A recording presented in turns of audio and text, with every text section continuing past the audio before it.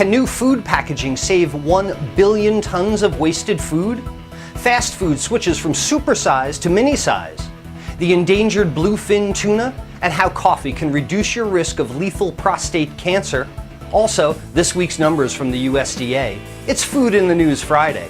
I'm Chef Todd Moore. My mission is empowering people to cook without recipes. They experience the freedom to cook what they want, how they want it, the confidence to take control and try new things, the health benefits of fresh, wholesome foods, and the family-strengthening bonds of dinner time together, as well as the money they save by eating well. Live without rules, cook without recipes. It's a no-recipe lifestyle. I'm Todd Moore. After a recent report made headlines when it was revealed that 1/3 of all food, 1 billion tons, ends up uneaten and instead in landfills around the world, some hopeful news has surfaced about reducing food waste through packaging innovation. Ulf Sonesson from the Swedish Institute for Food Production and Biotechnology and one of the authors' reports on food waste believes that smart packaging can reduce food waste in Western countries where pre-packaged food is far more prevalent than in developing countries. Food waste in the US and Europe creates on average more than 200 pounds of wasted food per person compared to just 13 pounds per person in developing countries.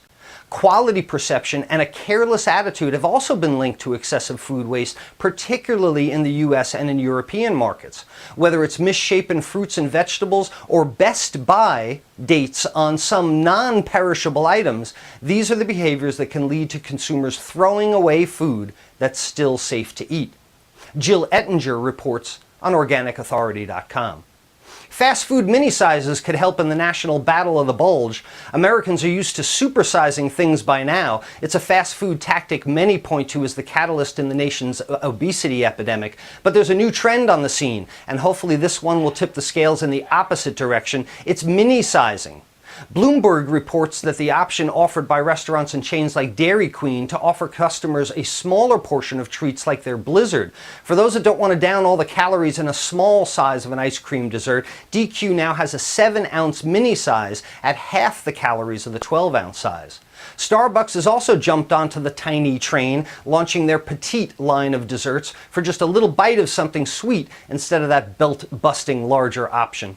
And even calorie lovers like McDonald's are trying to keep your waistline trim. They're testing mini chicken bites in Detroit, and they're calling it a snack. MB Quirk reports on theconsumerist.com. Last week, Canada's scientists declared the Atlantic bluefin tuna endangered, meaning that it faces imminent extinction. The scientists found the populations at an all-time low, having declined 68% over the past 2.5 generations. This science-based assessment is the first step in which the Atlantic bluefin tuna could be protected under Canada's Species at Risk Act. The assessment will be given to the federal environmental minister in August, who has 9 months to make the decision. But given the political nature and economic impact of the process, it's highly unlikely that Canada will give any protections to the bluefin tuna. They have never protected a commercially fished species under their act, and it seems unlikely that they'll start with the bluefin. The country exports up to $10 million a year of Atlantic bluefin, almost entirely to Japan and the United States. Since 1970, Western Atlantic bluefin have declined more than 80% due to overfishing. Catherine Kilduff reports on theethicurian.com. Men who regularly drink coffee have a lower risk of developing a lethal form of prostate cancer, according to a new study led by the Harvard School of Public Health. What's more, the lower risk was evident among men who drank either regular or decaffeinated coffee. Prostate cancer is the most frequently diagnosed form of cancer and the second leading cause of cancer death among U.S. men, affecting 1 in 6 men in their lifetime.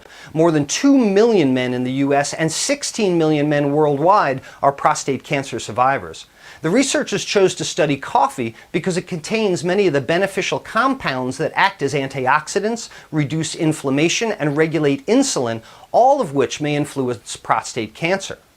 Coffee has been associated in prior studies with a lower risk of Parkinson's disease, type 2 diabetes, gallstone disease, and liver cancer or cirrhosis. Let's go to this week's numbers from the USDA. Starting with the dairy products report, butter prices increased 5.7 cents from the previous week. Look for more expensive butter. Cheddar cheese prices increased about 1 cent. The price for a 500-pound barrel of cheddar cheese went up 3.1 cents from the previous week. Dry whey prices are also up half a cent from the previous week, and non-fat dry milk prices increased 1.5 cents, pointing to higher prices for dry mixes at your grocery coming soon. Peanut production is up in the U.S., totaling 117 million pounds, up 70 million pounds from the previous week. Look for peanut butter prices to drop. And there's optimism about the tree fruit report due out later this week as Florida citrus continues to recover from a 14% decline in production 2 years ago. Look for orange juice prices to hold steady or even decline based on those projections. That's Food in the News Friday. For food news during the week, follow Chef Todd Moore on Facebook and Twitter and live a no-recipe lifestyle.